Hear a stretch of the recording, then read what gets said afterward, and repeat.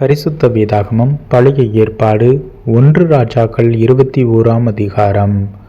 இவைகளுக்கு பின்பு யெஸ்ரயேலனாகிய நாபாத்துக்கு யெஸ்ரயேலிலே சமாரியாவின் ராஜாவாகிய ஆகாபின் அரண்மனை அண்டையில் ஒரு திராட்சை தோட்டம் இருந்தது. ஆகாப் நாபோத்தோடே பேசி, உன் திராட்சை தோட்டம் என் வீட்டிற்கு அடுத்திருக்கிறபடியால் அதை கீரை கொள்ளையாக்கும்படி எனக்கு கொடு.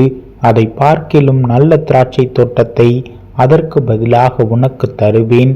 அல்லது உனக்கு வேண்டுமானால் அதன் விலை கிரயமான பணத்தை தருவேன் என்றான். நாபோத் ஆகாப்பை நோக்கி, நான் என் பிதாக்களின் சுதந்திரத்தை உமக்கு கொடாதபடி கர்த்தர் என்னை காப்பாராக என்றான். இப்படி என் பிதாக்களின் சுதந்திரத்தை உமக்கு கொடேன் என்று யெஸ்ரயேலனாகிய நாபோத் தன்னோடே சொன்ன வார்த்தைக்காக ஆகாப் சலிப்பும் சினமுமாய் தன் வீட்டிற்கு வந்து போஜனம் பண்ணாமல் தன் கட்டிலின் மேல் படுத்து தன் முகத்தை திருப்பிக் கொண்டிருந்தான். அப்பொழுது அவன் மனைவியாகிய யெசபேல் அவனிடத்தில் வந்து, நீர் போஜனம் பண்ணாதபடிக்கு உம்முடைய மனம் சலிப்பாயிருக்கிறது என்ன என்று அவனை கேட்டதற்கு அவன் அவளை பார்த்து, நான் யெஸ்ரயேலனாகிய நாபாத்தோடே பேசி, உன் திராட்சை தோட்டத்தை எனக்கு விலைக்கிரயமாய் கொடு. அல்லது உனக்கு ராசியானால் அதற்கு பதிலாக வேறே திராட்சை தோட்டத்தை உனக்கு தருவேன் என்றேன். அதற்கு அவன், என் திராட்சை தோட்டத்தை உமக்கு கொடுக்க மாட்டேன் என்று சொன்னான் என்றான். அப்பொழுது அவன் மனைவியாகிய யெசபேல் அவனை நோக்கி, நீர் இப்போது இஸ்ரவேலின் மேல் ராஜ்யபாரம் பண்ணுகிறவர் அல்லவா? நீர் எழுந்து போஜனம் பண்ணி மன மகிழ்ச்சியாயிரும். யெஸ்ரயேலனாகிய நாபோத்தின் திராட்சை தோட்டத்தை நான் உமக்கு கொடுப்பேன் என்று சொன்னாள். அவள் ஆகாபின் பெயரால் நிருபங்களை எழுதி அவன் முத்திரையை அவைகளுக்கு போட்டு அந்த நிருபங்களை நாபோத் இருக்கும் பட்டணத்தில் அவனோடே குடியிருக்கிற மூப்பரிடத்துக்கும் பெரியோரிடத்துக்கும் அனுப்பினாள்.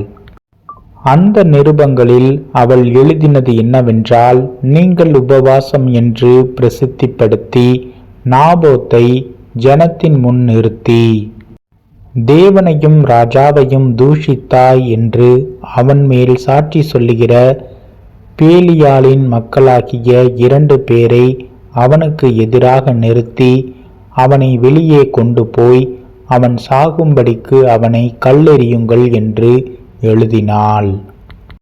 அவன் பட்டணத்திலே குடியிருக்கிற மூப்பரும் பெரியோருமாகிய அவன் பட்டணத்து மனுஷர் யெசபேல் தங்களுக்கு அனுப்பின நிருபங்களில் எழுதி கட்டளையிட்டு இருந்தபடியே செய்தார்கள்.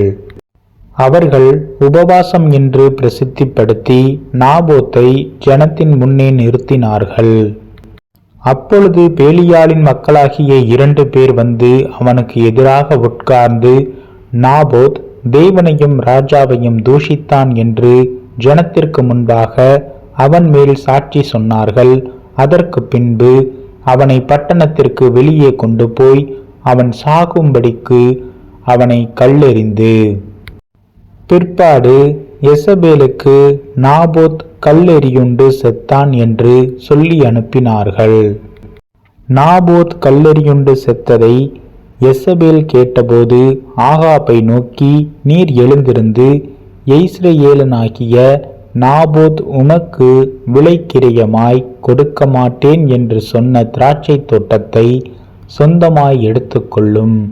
நாபோத் உயிரோடில்லை, அவன் செத்து போனான் என்றாள். நாபோத் செத்து போனதை ஆகாப் கேட்டபோது அவன் யெஸ்ரயேலனாகிய நாபோத்தின் திராட்சை தோட்டத்தை சொந்தமாய் எடுத்துக்கொள்ளும்படி எழுந்து போனான். கர்த்தருடைய வார்த்தை திஸ்பியனாகிய எலியாவுக்கு உண்டாயிற்று. அவர், நீர் எழுந்து சமாரியாவில் இருக்கிற இஸ்ரவேலின் ராஜாவாகிய ஆகாப்பை சந்திக்கும்படி போ. இதோ அவன் நாபோத்தின் திராட்சை தோட்டத்தை சொந்தமாய் எடுத்துக்கொள்ள அங்கே போயிருக்கிறான். நீ அவனை பார்த்து, நீ கொலை செய்தும் எடுத்து கொண்டதும் இல்லையோ என்று கர்த்தர் சொல்லுகிறார். நாய்கள் நாபோத்தின் இரத்தத்தை நக்கின ஸ்தலத்திலே உன்னுடைய இரத்தத்தையும் நாய்கள் நக்கும் என்று கர்த்தர் சொல்லுகிறார் என்று சொல் என்றார். அப்பொழுது ஆகாப் எலியாவை நோக்கி, என் பகைஞனே, என்னை கண்டுபிடித்தாயா என்றான். அதற்கு அவன், கண்டுபிடித்தேன். கர்த்தரின் பார்வைக்கு பொல்லாப்பானதை செய்ய நீ உன்னை விற்று போட்டாய். நான் உன்மேல் பொல்லாப்பு வரப்பண்ணி உன் சந்ததியை அழித்து போட்டு ஆகாப்புக்கு சுவரில் நீர் விடும் ஒரு நாயாகிலும் இராதபடிக்கு இஸ்ரவேலில் அடைப்பட்டவனையும் விடுபட்டவனையும் சங்கரித்து நீ எனக்கு கோபம் உண்டாக்கி இஸ்ரவேலை பாவம் செய்ய பண்ணினதின் நிமித்தம் உன்னுடைய குடும்பத்தை நேபாத்தின் குமாரனாகிய யெரொபெயாமின் குடும்பத்துக்கும் அகியாவின் குமாரனாகிய பாஷாவின் குடும்பத்துக்கும் சமானமாக்குவேன் என்றார் என்று சொன்னான்.